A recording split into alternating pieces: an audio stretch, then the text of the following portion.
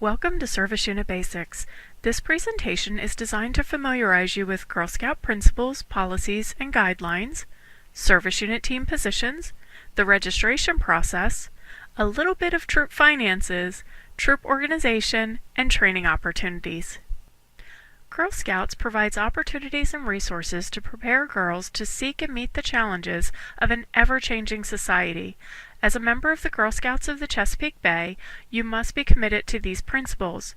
You must welcome different backgrounds, differences, interests, and talents, embrace challenges, opinions, and perspectives, appreciate opportunities, new experiences, and respectful exchange, and live our values to seek, share, and live by example. When you register as a volunteer with Girl Scouts of the Chesapeake Bay, you're signing on for a 1-year term. During that term, you're expected to be registered as a member of Girl Scouts of the United States of America, to have an eligible background check on file every 3 years, to complete training that's required for the position you hold, and of course, to work with the girls and the adults in your service unit to the best of your abilities. Every adult who will be working directly with the girls or will be handling money must register and complete an online criminal background check. Background checks are free to volunteers and are secure and good for 3 years. Now let's take a moment to discuss the service unit service team. These are the individuals you can turn to for additional support and information. Councils are divided into regional groups called service units.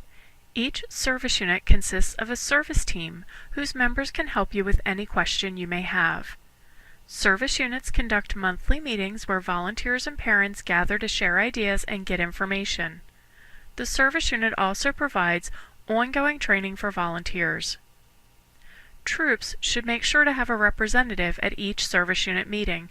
Attending service unit meetings will help you in meeting programming goals and having a successful Girl Scout year. If you don't have the items on the screen, talk to your troop and service unit support specialist to receive the information. Here's a list of positions that are on most service teams. Your service unit may have some or all of these positions within their service team. The service team is your first point of contact. They're the ones who are in your area and can help you with questions that you have. Now let's take a look at the registration process. Here's a list of the things you need to know about registration. Registrations are completed online by either the family of the girl or by the co-leader of the troop. Registrations are done for girls and adults, and our membership year runs from October 1st to September 30th. Remember, whenever you go in to register someone, to update their girl and family information so that we have the most accurate information possible. Years in Scouting includes the year that you're registering for. For adults, it's the years that they've been a volunteer. Adult registration is open to parents, guardians, and any adult interested in helping. Girls should be registered within the first 3 meetings and must be registered to attend trips and participate in product program. Girls and adults are considered registered as soon as they complete their online registration. Financial assistance is available when parents register. They just have to check the box. The only people who should be using paper forms are graduating seniors. Any girls who have received a certificate for the 500 Plus Club should be renewing online and stopping at the payment page. Now let's discuss finances. To set up a bank account, you just have to do the following. 1. Choose a bank that's convenient to you and any of the other signers on the account. 2. Fill out the Troop Bank Authorization Form in its entirety. Council does have startup funds available for new troops. 3. Get your co-signers. Make sure that you have both co-leaders and hopefully a troop treasurer. We also recommend that you have a service team member as a signer on your account. And for safety, It's always best to have 2 signatures required on all checks. Record keeping can be easy if you follow the items on the slide. Always pay for items with a check or a debit card. Never write a check out to cash. Record all expenses on your check register and your detailed cash record, and keep your receipts and monthly statements. And make sure to reconcile your bank statement every month. A detailed cash record is a record of all the money coming in and going out of the troop, including funds not going through the bank account. They are due a minimum of twice a year. Most service units require them in December and May. The detailed cash record must be submitted with all receipts and bank statements to the service unit auditor. Your service unit may require additional reviews. On these forms, be very specific. The more details, the better. If you're a new troop, the starting balance will be 0. All other troops should have their starting balance as the ending balance from the previous DCR submission. Donations are wonderful, and when you receive them, remember to fill out the appropriate form. Any monetary gift between $10 and $249 must be reported to Council using the Club and Organization Donation Report. Donations over $250 that are received must be sent to Council with that form and the check made payable to Girl Scouts of the Chesapeake Bay within 2 weeks of receipt. Girl Scouts of the Chesapeake Bay will forward the check back to the troop after filling out the appropriate IRS forms. GSCB does not accept gifts designated to troops from individual donors. Remember to report any donations on your DCR. Financial assistance can be used for girls and adults for whom the cost of belonging to Girl Scouts may be a burden. It is designed for Girl Scouts of the Chesapeake Bay registered girls or adults who need financial assistance to participate in a Girl Scout activity. Financial assistance may be requested to participate in a troop trip or other event, for uniform components, or for an individual activity such as a destination or educational session. Financial assistance does not have to be repaid, but a report of the expenditure must be given. Financial assistance requests may be submitted by a parent, co-leader, or any other individual familiar with the family circumstances and aware that the financial assistance is needed. Participation in both the Fall Product and Cookie program are required.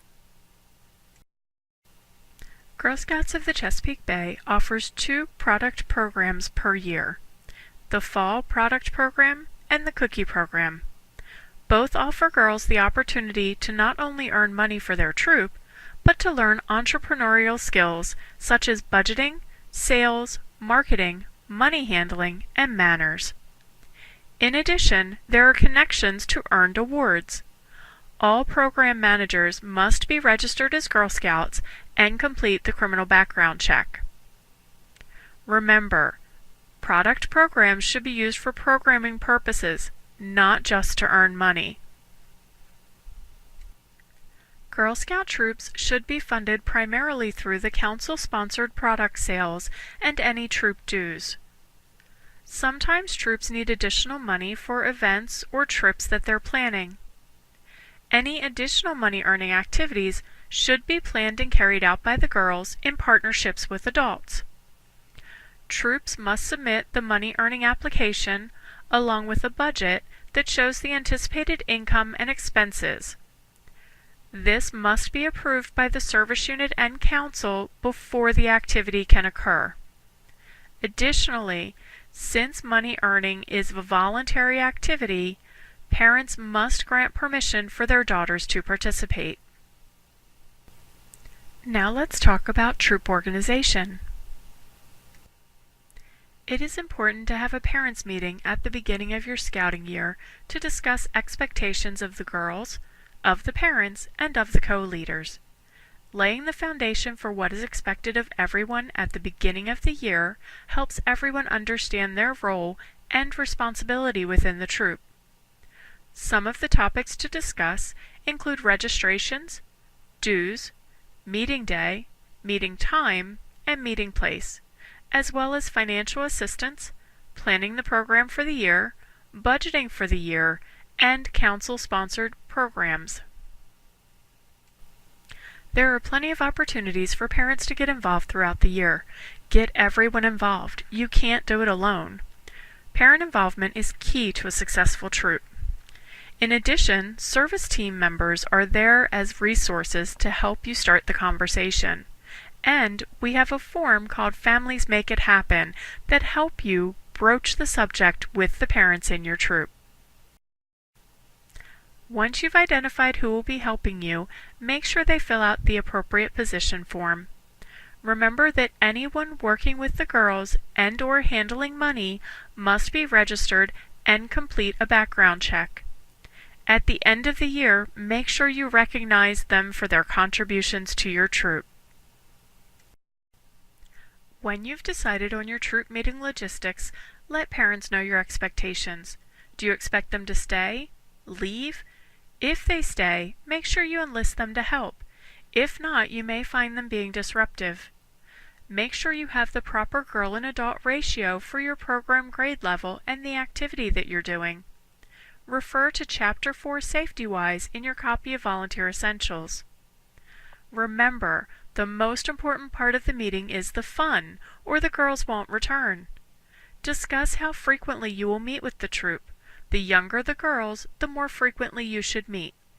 Once a month might work for teens, but daisies will forget. Anytime you leave your meeting space, you must have a parent permission slip and fill out the appropriate paperwork with your service team. Anytime you leave your meeting place, you must let your outdoor program consultant know. Your service unit may require a field trip application for all trips, or that you only send notification to your outdoor program consultant. Any activity involving camping, fire building, or cooking out of doors requires that someone has completed the training. For any of the events in the council guide, use the registration form for the events that's provided. Now let's take a look at training opportunities. Remember that you need to complete the training for your position within your first 2 months. This is a list of some of the trainings that a volunteer can take. Service Unit Basics is what we're doing now, and you're almost done. There is a face-to-face portion that you will do with your service team to get all of the specifics for your service unit. Volunteer Essentials must be completed within the first 2 months, and should be done as soon as you're able. It's a face-to-face classroom session that's offered throughout the council. Troop Finances is also to be completed within the first 2 months. It's an online tutorial that you and your troop treasurer should complete. It gives you pertinent information on troop finances, checking accounts, and expenses and income that your troop can earn throughout the year. First aid and CPR training can be done through the American Heart Association, the Red Cross, or other certified agencies. And your troop must have a trained adult, and that trained adult can be a parent. Want to go camping? If you're taking your troop cabin camping and will not be building a fire, cooking outdoors, or building a shelter, you can take the cabin camping online course. If you want to build a fire, cook outdoors, or sleep in the out of doors, you must complete Camping Basics or Troop Camp training. These are offered throughout the year. Your product sales manager should be another adult in the troop. Training will be provided, and you as the leader should attend these trainings as well, as you are ultimately responsible. In addition to the opportunities that were listed on the previous slide, there are other ways to enhance your skills. Fall School is a weekend-long volunteer-led event that offers courses for all experience levels. Roundtables are the best way to keep informed of everything going on in the council and share with other troop leaders and service units. And if you have a passion for sharing your knowledge and skill with others, become a council facilitator. We're almost done. The Girl Scouts of the Chesapeake website is a wealth of information for volunteers. You can find out about activities going on within Council, upcoming trainings, recognitions, the cookie program and the product sale program, as well as any forms that you may need. In addition, it gives you access to the Volunteer Toolkit and your MyGS account so that you can look at your troop and make sure that your girls are registered. We hope you're ready to start your Girl Scout year off on the right foot. Don't forget these 5 things. Ask for help if you need it. Take training as soon as possible. Get to know your service unit service team. Share ideas with other leaders. And the most important one is have fun. This concludes Service Unit Basics. We would definitely like to take a quick moment and thank Sherry Stewart, Betty Jo Holly, and Vanessa Spence of Service Unit 18 for creating and sharing their Service Unit Basics presentation with all of us. And thank you for completing this training. Remember, complete the quiz to receive credit for completing the course. Good luck in your position, and thank you for helping girls in your community become the leaders of tomorrow.